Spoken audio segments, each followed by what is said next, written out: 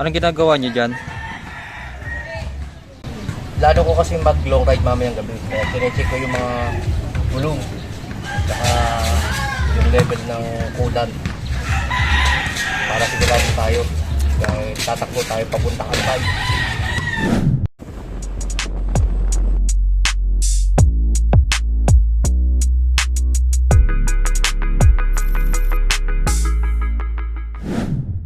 Welcome back, Ladray Motovlog. Magta-travel tayo papuntang Albay. Aalamin natin kung ilang kilometer ang aabutin ng motor natin hanggang sa maubos ang Kelvin Fuel. Well, napasabak na tayo sa long ride. Kaya natin ginagawa ito para matest ang engine. At the same time, may break-in na rin natin. Tapos ngayon, alamin natin on the next day kung may mga issue ba tayo nararamdaman. At malaman na rin natin kung ilang kilometer nga ba wala BGC papunta doon sa Albay.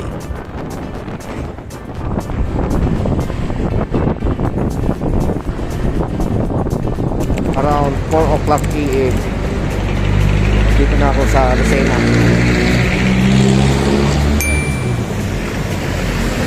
Umalis kami sa San Pedro is 1 o'clock PM. So, ang tinakbo na natin ngayon ay 100 km.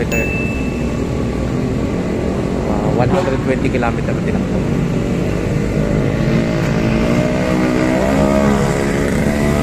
Makasama ko.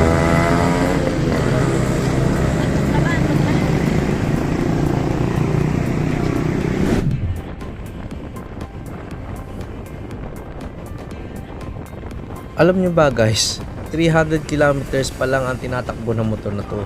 Sinaba ko na kagad sa long ride. Hinahandahan ko 40 kph, 50 hanggang sa pabilis na pabilis.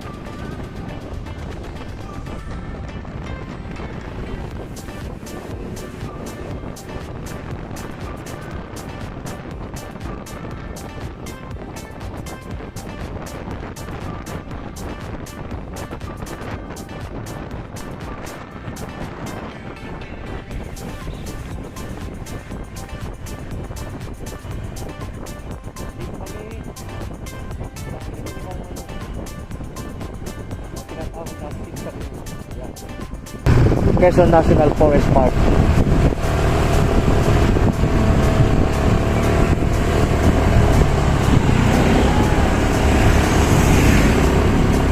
Ferdinand E. Marcos.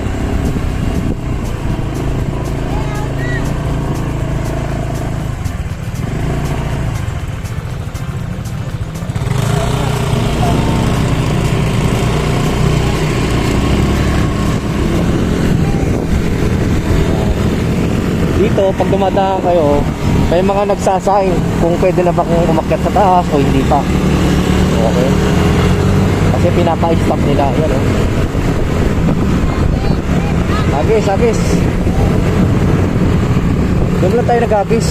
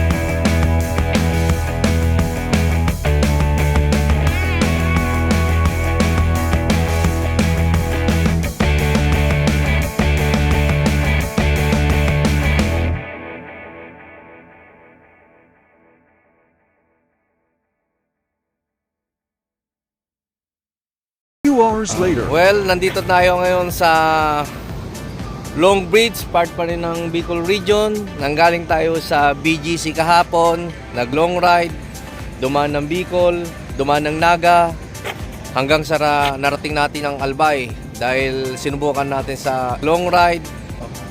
So ngayon, inumaga tayo, napadaan tayo ngayon dito para magpainit. Dahil ito ay pinagsamang init at lamig mula sa sikat ng araw, no? So ngayon, dadaan pa kami ng Gumaka bago bumalik uli papuntang Manila. Okay? Thanks for watching.